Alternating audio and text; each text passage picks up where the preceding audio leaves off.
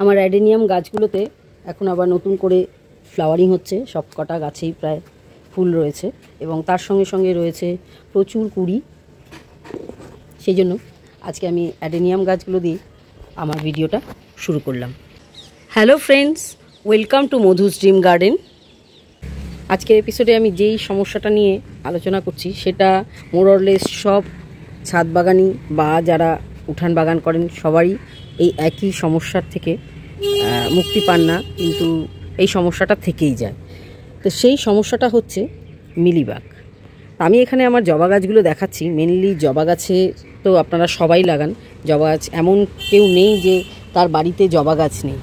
জবা গাছে এই মিলিবাগ তো অবশ্যই হয়, এছাড়া বেশ কিছু গাছে মিলিবাগ দেখা দেয় এবং এটা হওয়ার সময়টা হচ্ছে যখন আমাদের গাছে কচি কচি পাতা হয়, নতুন কুড়ি আসে, সেই সমস্ত খাওয়ার লোভেই কিন্তু এই মিলিবাগরা গাছে উৎপাত করে। এখানে লক্ষ্য করে দেখুন, ভালো করে লক্ষ্য করুন, এই যে কুড়িটার এই যে তলায় এই যে সাদা সাদা রয়েছে, এ হচ্ছে মিলিবাগ। এই মিলিবাগ কিন্তু এই সময় প্রচণ্ড পরিমাণে প্রবলেম করে, জবা গাছে ফুল হতে দেয় না। ফুলের কুড়ি খেয়ে দেখবেন, আগের দিন দেখবেন আপনার কুড়িটা বেশ ভালো মতন হয়েছে, ভাবছেন কালকে ফুল ফুটবে, কিন্তু ভেতর থেকে সমস্ত খেয়ে ফেলে। যে দেখতে পাচ্ছেন কুড়ির মুখে মুখে এই মিলিবাগ এখন জবা গাছের প্রচণ্ড পরিমাণে হচ্ছে এবং এর যে সমস্যার থেকে যে সমাধান সেটা নিয়ে আজকে আমি ভিডিওটাতে আলোচনা করব। লক্ষ্য করুন আমার স্থলপদ্ম গাছটা, এখানেও রয়েছে এই মিলিবাগ। তো এই মিলিবাগকে আনে হচ্ছে পিঁপড়েরা এদেরকে তুলে নিয়ে যায় গাছের ওপরে এবং এর মধ্যে থেকে যে একটা রস নিঃসৃত হয় সেটা ওরা খায়। তো ওদেরও একটা ইন্টারেস্ট আছে, সেই কারণে ওরা মিলিবাগকে এতটা সাহায্য করে। আর মিলিবাগ যেটা করে, গাছের কচি পাতার রস খেয়ে নেয়, ফুলের কুড়ির বৃন্তে থেকে ফুলকে একদম ভেতর থেকে শেষ করে দেয়, তার সমস্ত কিছু শোষণ করে নেয় এবং তাদের রস পিঁপড়েরা খায়। তো দুজনের একেবারে পরিপূরক হয়ে আমাদের বাগানকে একদম তছনছ করে দেয়। তো অবশ্যই আপনাদেরকে পিঁপড়ে তাড়াবার জন্য মাটিতে অবশ্যই নিমখোল ব্যবহার করবেন এবং আমি যেটা বলে থাকি সপ্তাহে একদিন করে নিম অয়েল স্প্রে করবেন। তো আমার যেটা সমস্যা হচ্ছে, এখন প্রতিনিয়ত বর্ষা হচ্ছে, তো আমি এই সমস্ত ওষুধগুলো দিয়ে উঠতে পারছি না। এটা হয়তো আপনাদের প্রত্যেকেরই সমস্যা হচ্ছে। তো সেই কারণে এই পোকামাকড়ের উৎপাতগুলো ক্রমশ বেড়েই চলেছে। তো এর থেকে প্রতিকার কী করে পাবেন সেই নিয়ে আজকের এপিসোডটা আমি আপনাদের সঙ্গে শেয়ার করছি। সবার আগে আপনারা নেবেন হচ্ছে শ্যাম্পু আর নেবেন হচ্ছে হ্যান্ড স্যানিটাইজার, যার মধ্যে অ্যালকোহল থাকে। তো এই দুটো জিনিস একসাথে 1 লিটার জলে মিশিয়ে নিতে হবে। 1 লিটার জলে আপনারা ধরুন এই 5 ml মতন শ্যাম্পু নেবেন আর 3 থেকে 4 ফোঁটা এই হ্যান্ড স্যানিটাইজার খুব ভালো করে মিশিয়ে আগে গাছগুলোতে স্প্রে করে দেবেন। এইটা স্প্রে করার পরে লক্ষ্য করে দেখবেন যে মিলিবাগগুলো আস্তে আস্তে গাছের থেকে ছেড়ে পড়ে গেছে এবং ওগুলো মারা গেছে। কিন্তু এক্ষেত্রে কিন্তু শুধু মারা গেলে হবে না, এদেরকে সম্পূর্ণরূপে তাড়াতে হবে। এবার সেই পেস্টিসাইডগুলো আমি বলছি যেগুলো আপনাদের মিলিবাগকে সম্পূর্ণরূপে নির্মূল করবে। এই ওয়াশের কাজটা আপনারা দিনের বেলায় করে রাখবেন আর বিকেলের দিকে পেস্টিসাইড যেগুলো আমি এখন দেখাবো সেইগুলো প্রয়োগ করবেন। তো এখানে দেখুন আমি অনেকগুলো পেস্টিসাইড নিয়ে বসেছি। না, ভয় পাওয়ার কিছু নেই বন্ধুরা, আপনাদের সব কিছু কিনতে হবে না, এর মধ্যে থেকে যে কোনো দুটো আপনারা রাখবেন। তো আমি এখানে নিয়েছি দেখুন টাটা মানি, এটা হচ্ছে রোগর বা রোগর প্লাস, আর এইটা হচ্ছে টাভগর। তো এই ওষুধগুলোর মধ্যে আপনারা যে কোনো একটা রাখবেন। এগুলো কোনোটা পাউডার ফর্মে আছে, কোনোটা লিকুইড ফর্মে আছে। এবার আরও কটা পেস্টিসাইড আপনাদের রাখতে হবে, তার মধ্যে যেটা হচ্ছে একতারা, এই একই রকম কম্বিনেশনে আছে এক্কা বা পেলে। এই যে তিনটে আমি বললাম এর মধ্যে যে কোনো একটা আপনারা রাখবেন। এগুলো কিন্তু সব পাউডার ফর্মে থাকে। এবারে এদের মিক্সিং রেশিওটা আপনাদেরকে বলছি। প্রথম যে তিনটে পেস্টিসাইড বলেছিলাম তার যে কোনো একটা আপনারা নেবেন 1 ml। 1 ml আপনারা মাপবেন, এরকম একটা ইঞ্জেকশনের সিরিঞ্জ, খালি সিরিঞ্জ নিয়ে নেবেন, সেইটা মেজারমেন্ট করে এই 1 ml নেবেন। আর যদি পাউডার ফর্মের কোনো কিছু হয়, এরকম আইসক্রিমের চামচের 1 চামচ, এটা হচ্ছে 1 গ্রাম। আর সেই সমপরিমাণে নিতে হবে একতারা বা এক্কা বা পেলে যে কোনো একটা আপনারা নেবেন 1 গ্রাম। কয়েকটা নাম বলে দিলাম, তার মানে এই না যে এই কটা ছাড়া আর কিছুতে হবে না।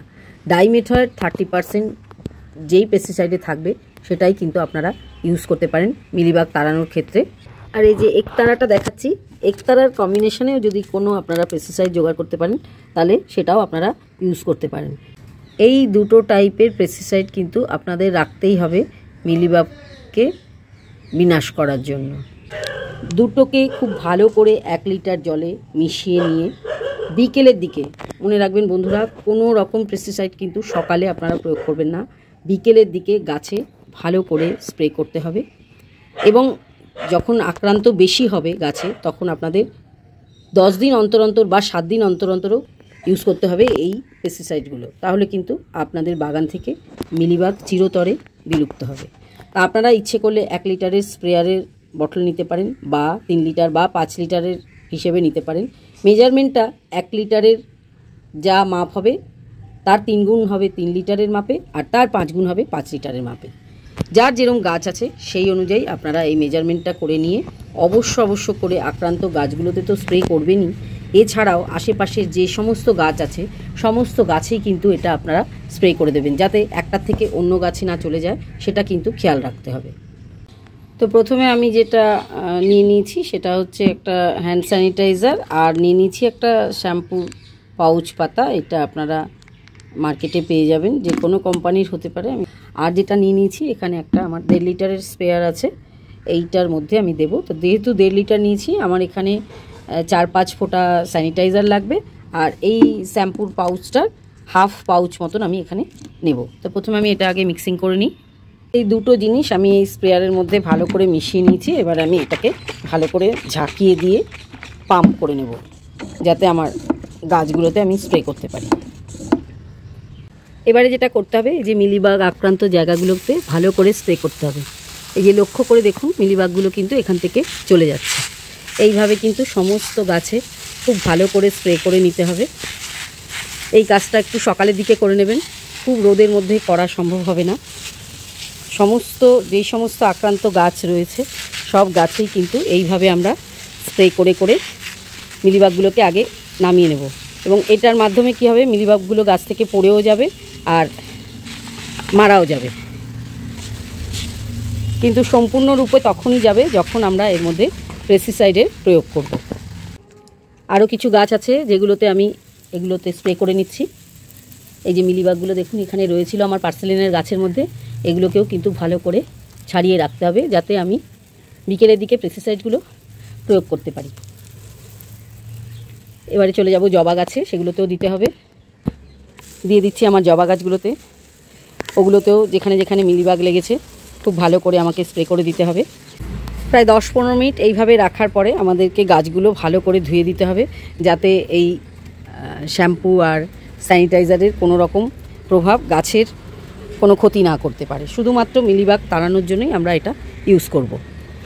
ফিরে এলাম 10-15 মিনিট বাদে। লক্ষ্য করে দেখুন এখানে একটা মিলিবাগও আর বেঁচে নেই, সমস্ত মারা গেছে। এবারে আমি যেটা করে দিচ্ছি, পরিষ্কার জল দিয়ে গাছটাকে ধুয়ে দিচ্ছি, যাতে গাছের মধ্যে আর শ্যাম্পু বা স্যানিটাইজারের কোনো রকম ছিটে ফোঁটাও না লেগে থাকে।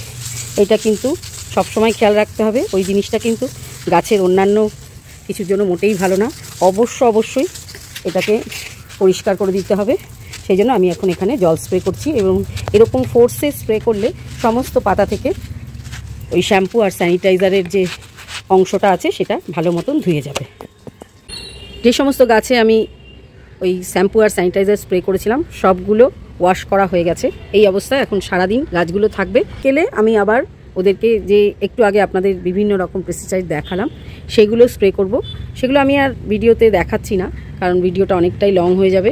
আপনাদের সমস্ত মাপঝোঁক বলে দিয়েছি, ওইভাবে যদি আপনারা ইউজ করতে পারেন আপনাদের গাছ থেকেও কিন্তু মিলিবাগ খুব সুন্দরভাবে দূরীভূত হবে, এবং এই যে সুন্দর ফুল আপনারা অবশ্যই পাবেন আপনাদের জবা গাছগুলো থেকে। এছাড়াও যে সমস্ত গাছে মিলিবাগ আছে সেই সমস্ত গাছগুলোও কিন্তু সুরক্ষিতভাবে মিলিবাগ মুক্ত হবে। মিলিবাগ হওয়ার কারণ এবং তার প্রতিকার এই নিয়ে ছিল আজকের সম্পূর্ণ এপিসোডটা। এপিসোডটা তাহলে এখানেই শেষ করছি। দেখা হবে আবার পরবর্তী এপিসোডে এরকমই কোনো নতুন টপিক্সের সঙ্গে।